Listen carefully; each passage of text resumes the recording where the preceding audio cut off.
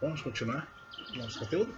Hoje nós vamos entrar no módulo 16 e vamos trabalhar a sociedade brasileira e a sua organização no período colonial.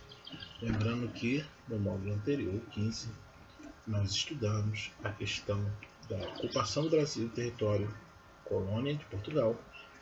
O primeiro sistema administrativo foram as colônias hereditárias, que não deram certo pela questão da dimensão territorial. Estudamos também o primeiro ciclo, que foi a extração do pau-brasil, e depois o ciclo da cana-de-açúcar, que foi uma das principais atividades desses primeiros 100 anos de ocupação do território por colonos portugueses. Também estudamos que aqui foi uma colônia de exploração, que o único interesse deles era o lucro, principalmente pelo ouro branco, que era o açúcar que tinha um valor imenso. Também estudamos que, com a proibição de escravizar os índios, a mão de obra negra trazida da África contra sua própria vontade foi a solução encontrada por esses colonos para continuar o seu ganho explorando aqui o território colonial.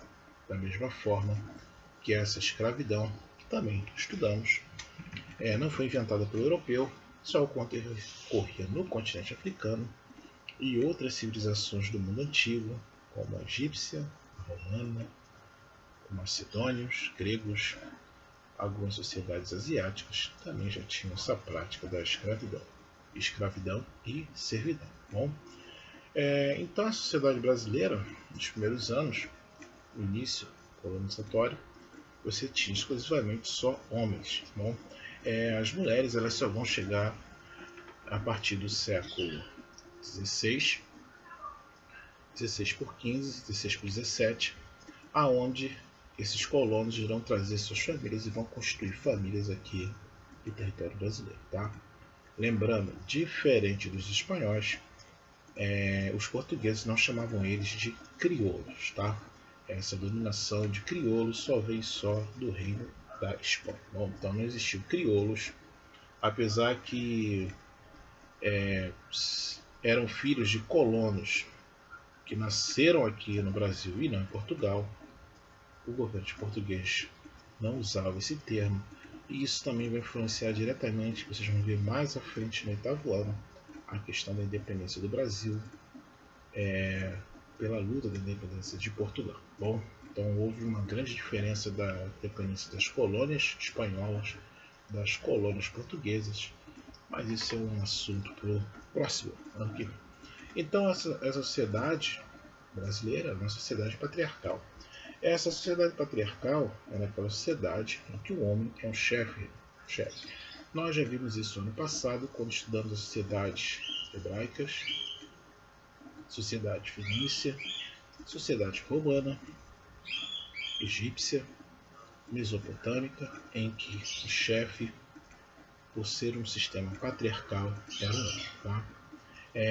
No caso, a mulher nessa sociedade, cabe a ela apenas ser a dona de casa e ter filhos. Bom, sobre as mulheres, vamos falar com mais ênfase no finalzinho da aula. Bom, então a economia era o açúcar, somente no engenho, e você tinha aí uma oligarquia agrária formada. Tá? Essa mesma oligarquia que vai se formar, para quem não lembra o termo oligarquia, é quando você tem um pequeno grupo de pessoas, podem ser tanto em questão, podem ser políticos, como também podem ser fazendeiros, que comandam os destinos de uma nação, onde concentram poder em pequenos grupos e a outra, que é parte, que é a grande maioria, a eles apenas cabe a obedecer. E muitas dessas oligarquias, no decorrer da história, vocês ainda irão estudar, geraram guerras e conflitos pelo mundo. Bom, e infelizmente ainda tem pessoas que defendem um sistema desse oligárquico. Bom, então você tinha uma oligarquia agrária, onde a economia era o açúcar.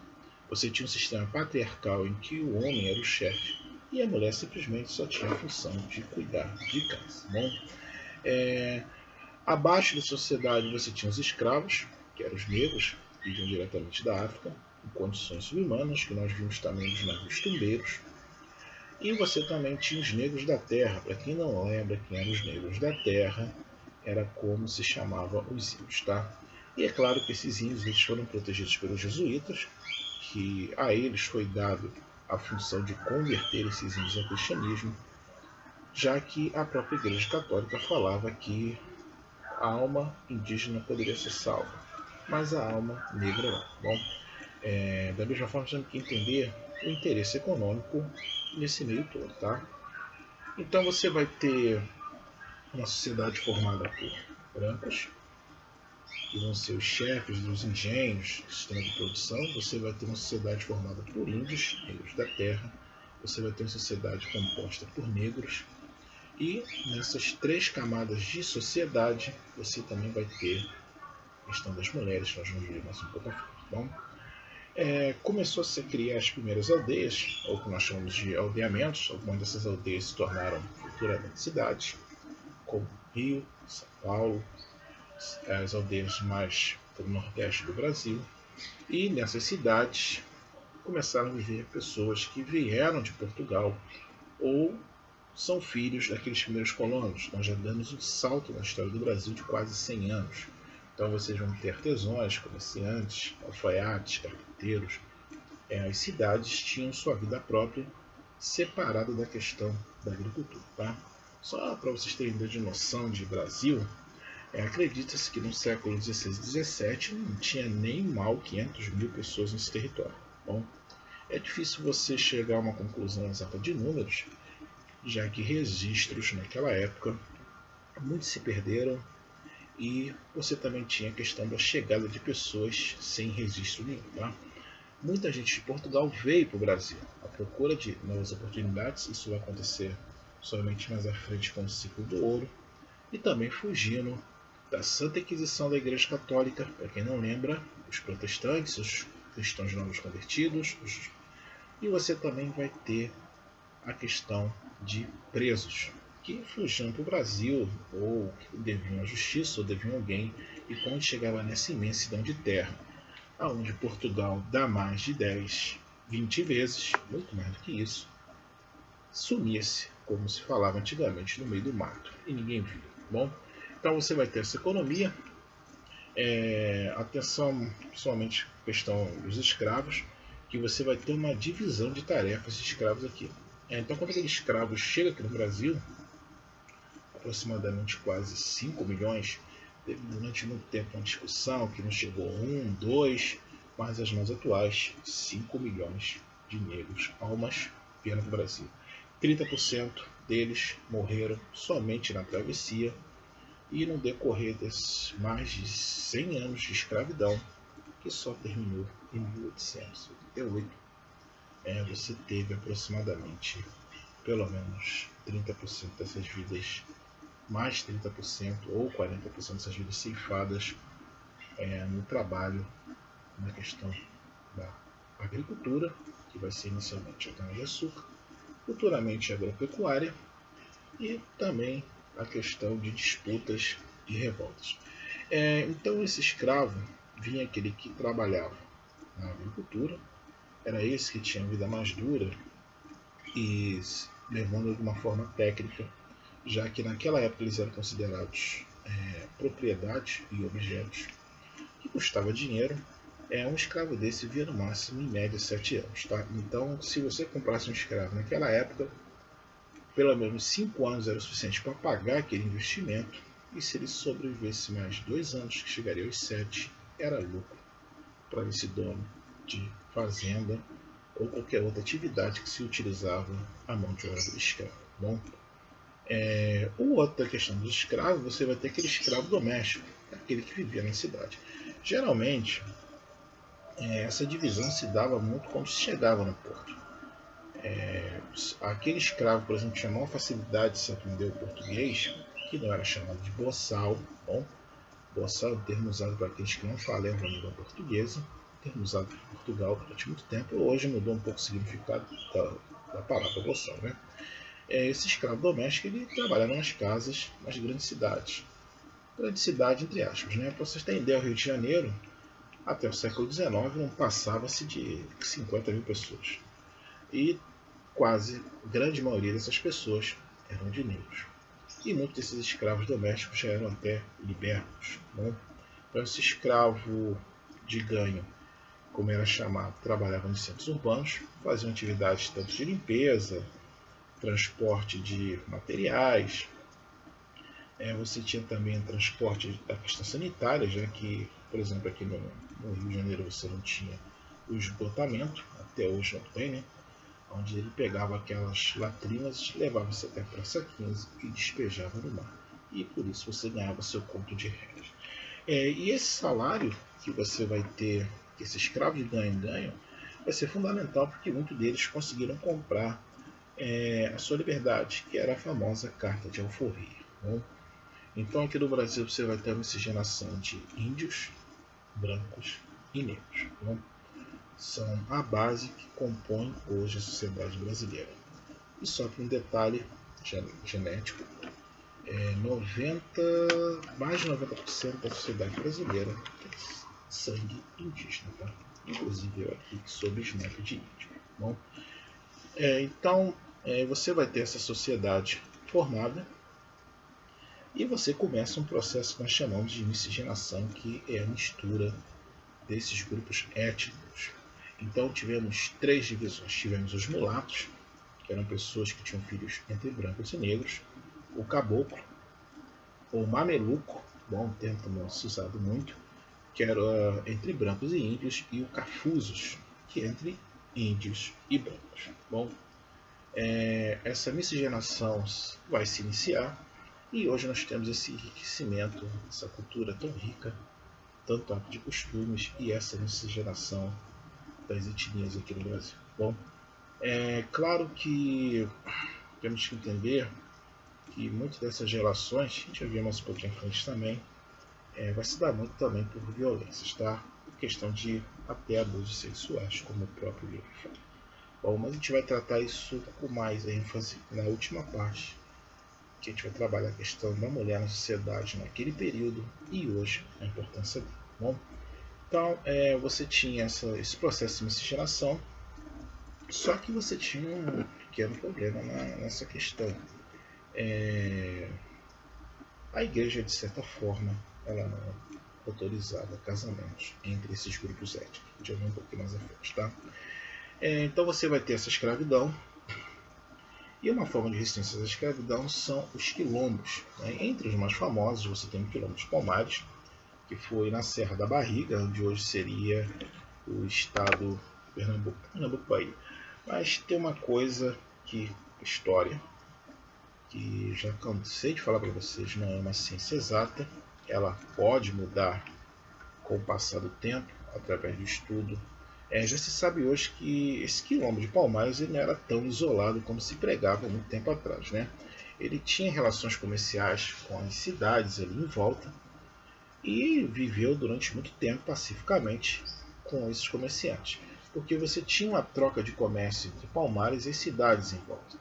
O negócio começou a desandar ali quando você vai ter uma crise, a gente vai ver um pouquinho mais à frente no Brasil holandês, quando a Holanda é expulsa dali, aqueles donos de engenho de açúcar ficam num prejuízo, sem mão de obra escrava, já que a escravidão era fundamental para se manter a sua produção de açúcar, e resolvem um acordo com Palmares. É claro que Palmares, de certa forma, inicialmente aceita o acordo, depois não aceita, e aí você vai ter um conflito que entre os mais conhecidos do Brasil você vai ter o famoso Zumbi dos Palmares, que tem várias versões sobre eles, mas uma coisa que é interessante vocês saberem é que dentro desse próprio quilombo você tinha a servidão e em alguns casos você tinha escravidão. Lembrando que esse ato já era feito pelos africanos bem antes, até uma questão cultural, dos europeus chegarem. Bom, então além dessa resistência dos quilombos, você vai ter suicídio, que você já tinha desde o período dos navios tumbeiros. Você vai ter as fugas, geralmente fugiam para quilombos ou ocupavam territórios mais altos. Aqui nessa região aqui onde nós moramos no oeste, você tem ainda um resquício de um quilombo que fica aqui na Serra do Barata, que é uma viagem no tempo, né? E você também vai ter essas revoltas. E uma outra forma de luta também vai ser a capoeira. Tá? A capoeira ela foi proibida naquele período. Claro que com o passar do tempo foi permitido uma luta. Tá bom? Em alguns casos dessas capoeiras, o negro colocava giletes nas pontas dos pés. Tá? Então você vai ter essas formas de resistência e que durante muito tempo vai se pendurar.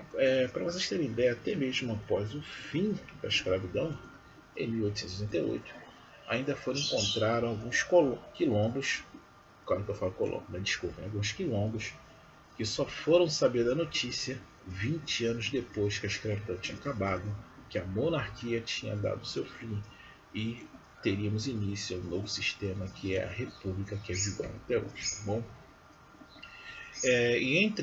Então esse processo de escravidão, com o passar do tempo, ele sofre mudanças, né? Os escravos conseguem de certa forma alguns direitos. Isso depende muito também do senhor ou dono do escravo. Você vai ter liberdade de práticas culturais. É aí que vai acontecer o processo de miscigenação de costumes e hábitos religiosos, somente com a Igreja Católica, já que era a religião oficial. Muitas das entidades africanas para a Igreja Católica receberam nomes de santos e muitas dessas práticas foram incorporadas na cultura e nos dogmas da Igreja. Bom, você também vai ter direito, em alguns casos, de descanso. Algumas fazendeiras vão dar pedaços de terra para que esse escravo pudesse plantar e praticar o seu comércio. Então ele ganhava esse dinheiro lá plantando, pegava seu produto, vendia nas pequenas aldeias. Apesar de não serem escravos de gangue que só moravam nas cidades, esse dinheiro era arrecadado e com o passar do tempo eles podiam também comprar sua carta de alforria. O dono de escravos estipulava um valor e ele, tendo esse dinheiro, ele pagava, se era emitida uma carta de alforria e ele era livre. Muitos desses escravos que se tornaram livres futuramente também vão ser donos de escravos. Então, aqui no Rio de Janeiro você teve uma situação de uma senhora que ela chegou a ter vários escravos de ganho, que ela alugava esses escravos para a prática de serviços pela cidade e ganhou muito dinheiro com isso. Tá bom? Para vocês terem ideia que isso também é uma questão cultural. Agora vamos lá para a última parte dessa aula aqui, mas antes de a gente entrar na parte das mulheres, é fundamental nessa unidade, vocês vão ver isso agora. Vamos dar aquela revisão rápida. A sociedade ficou composta por brancos, que formavam uma oligarquia agrária, que eram donos do engenho, dos meios de produção. Você vai ter os índios, que eram chamados de negros da terra, e você vai ter a chegada dos negros que eram escravos. Bom, então, no meio dessa sociedade, você vai ter o surgimento das aldeias, que futuramente, pequenas aldeias, que futuramente vão se tornar cidades, onde são megametrópoles com milhões de habitantes, e nessas cidades começou a se desenvolver a prática do comércio. Da mesma forma que o país, durante a colônia, durante muito tempo, a sua base econômica vai ser a agricultura. Bom? E essa sociedade era uma sociedade patriarcal, em que você tinha um homem como chefe de família. Bom? E essa questão do pensamento do chefe de família, você também vai ter mudanças de hábitos com o passar do tempo. Bom, nós vimos também que essa miscigenação social vai ocorrer principalmente entre esses três grupos sociais, não etnias, desculpa.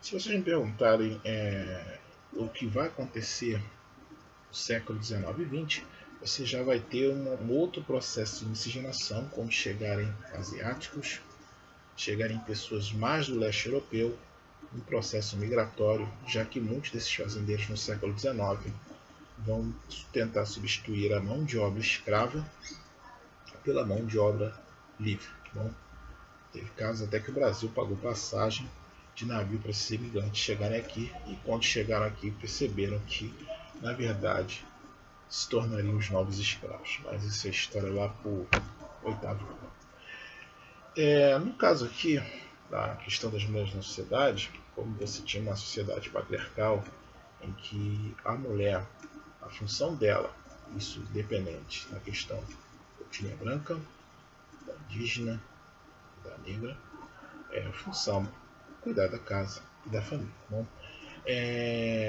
no caso e atividades domésticas, é óbvio, né? Você vai ter nesse período, analisando, você vai ter violência física, você vai ter a psicológica e você também vai ter a sexual. Bom, no caso das mulheres brancas, algumas se destacaram, criaram comércio, algumas eram donas de engenho, outros sistemas de produção, algumas se tornaram chefes de família. Entendeu? E muitas dessas também pediram separação de casamento por essas questões de violência. O divórcio não era permitido no Brasil, para vocês terem ideia. E a primeira que conseguiu esse divórcio, se eu não estiver enganado, foi a principal amante de Dom Pedro I, a Domitila, ou como nós conhecemos na história como Marquesa de Santos, em que Dom Pedro I ele assinou uma lei que dava o divórcio para ela. No outro dia ele assinou uma lei proibindo o divórcio de novo. Ele conseguiu isso porque, vocês vão ver isso ano que vem no 8º ano também, ele era chefe da Igreja Católica aqui no Brasil. Bom, depois o seu filho também se torna chefe, e quando chega a República, a Igreja separa-se da política. Né?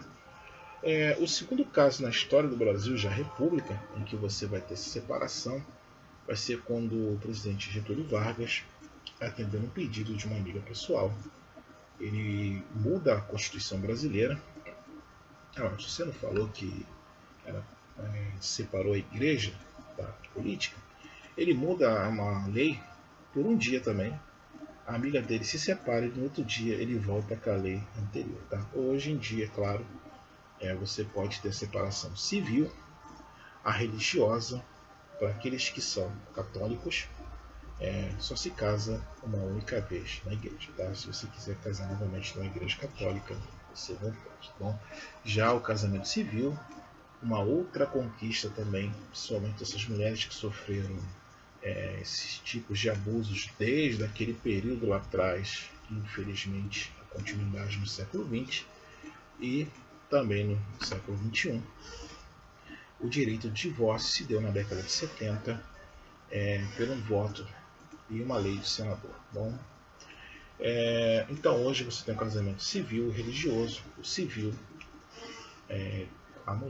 tanto a mulher como o homem pode pedir separação quando quiser. Tá? Isso foi uma conquista fundamental, somente para essas mulheres que lá atrás sofriam abusos e, infelizmente, hoje sofrem qualquer tipo de abuso.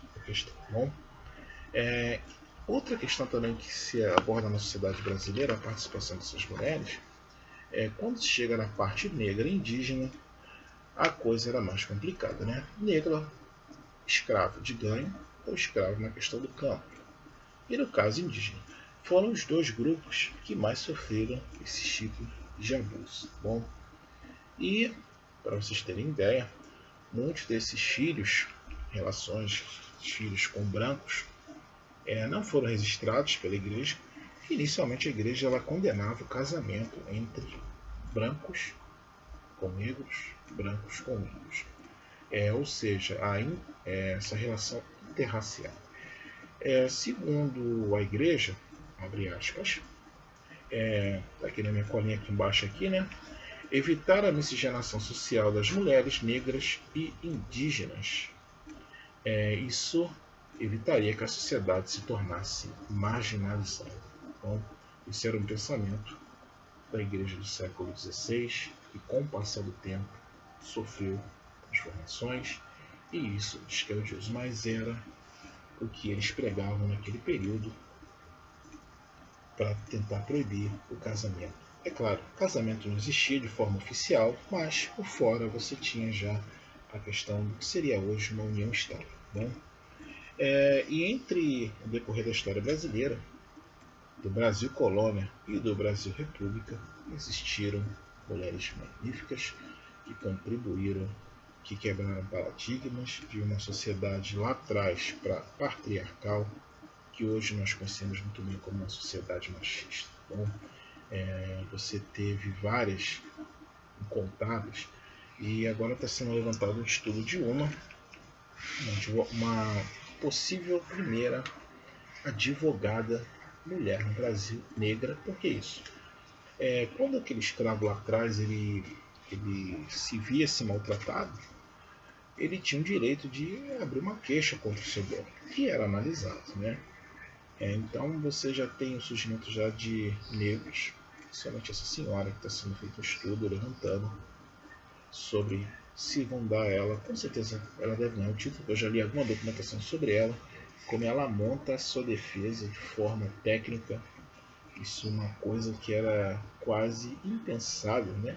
De você ter essa noção da história que se conhecia desses escravos lá atrás e de uma sociedade, principalmente de europeus, uma visão etnocêntrica de achar que esses negros e esses índios eram de cultura inferior. Bom, entre a mais conhecida que nós temos nesse período é a Chica da Silva, né? A Dona Francisca da Silva de Oliveira, que era escrava, o comendador da região. Já é um período já de mineração do Brasil, não era produtor de açúcar. O Arraial do Tijuco, se eu não estiver enganado, onde ele se apaixona por ela, a liberta e ela vive na corte dos brancos e dispõe de um dinheiro incrível. E entre os feitos que se tem notícia, ela mandou construir um lago artificial para ela, já que nunca tinha visto o mar, por nascer no interior do Brasil, ela pudesse andar de navio. Tá? A dramaturgia brasileira, ela fez 2 novelas, a Chica da Silva de 76, Zé Mota, atriz, fez a Chica, e você tem uma novela da década de 80, que, se não estiver enganado, a Thaís Araújo fez esse papel novamente de Chica da Silva, e você tem alguns filmes sobre essa parte dessa mulher incrível. Bom, entre outras que você vai ter também, você vai ter uma Ana Pimentel, que está em estudo, foi uma procuradora, a primeira do Brasil, isso no século XVI. Você vai ter a Chica da Silva, que eu acabei de citar agora, que é a mais conhecida da história. Você vai ter Maria Quitéria, era considerada a patrona da intendência do Exército Brasileiro. Você vai ter Anita Garibaldi, que lutou na Guerra Farroupilha no século XIX, aqui no Brasil, e futuramente ela e Garibaldi vão contribuir para a independência e a unificação da Itália. Você vai ter Maria Licesa Figueira Lima, e você vai ter também, aqui vocês estão vendo, para quem assiste novela aí, as 6, a Leopoldina, bom, esposa de Dom Pedro I, que foi uma mulher muito à frente do seu tempo, que infelizmente não deu lá muita sorte no casamento, né?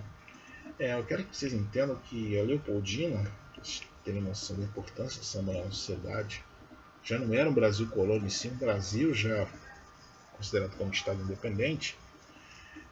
Ela que ajudou, juntamente com José Bonifácio, a escrever o que nós temos como documento da independência do Brasil. Bom, e segundo as próprias palavras dela, que foi uma mulher brilhante ao seu tempo, era mais fácil ela fazer um cavalo falar que o seu próprio marido. Assim, interessante pelos estudos. Bom, esse marido é claro, bom, se vocês quiserem dar uma pesquisada na internet, você tem vídeos que trabalham a questão da Leopoldina, vocês vão ver esse conteúdo só ano que vem com ela, na questão do livro, mas foi lá atrás uma grande personagem que contribuiu para a história e a participação da mulher. No século XX também, essas mulheres conseguiram direitos, entre eles o direito ao voto, que não era permitido nem lá atrás e nem juntamente com a República, na década de 30, conteúdo do 9º ano, e com o passar do tempo, a outra grande vitória foi o direito do divórcio na década de 70, e com o passar do tempo, a sociedade, cada vez mais direitos foram dados, e infelizmente não temos na sociedade uma visão machista em que a mulher simplesmente só cuida da casa e dos filhos. Então, se nós formos levar para a história lá de trás, até antes do Brasil colônia, você tinha essas sociedades montadas lá na Grécia Antiga, principalmente em Atenas, onde a única função da mulher era cuidar dos seus filhos. Então, terminamos aqui hoje. E uma coisa que é fundamental, sempre lutar pelos direitos de igualdade na sociedade. E a todas aquelas senhoras e mulheres, mães destes meus alunos, aquele abraço e muito obrigado por formar essa sociedade hoje. E até a próxima.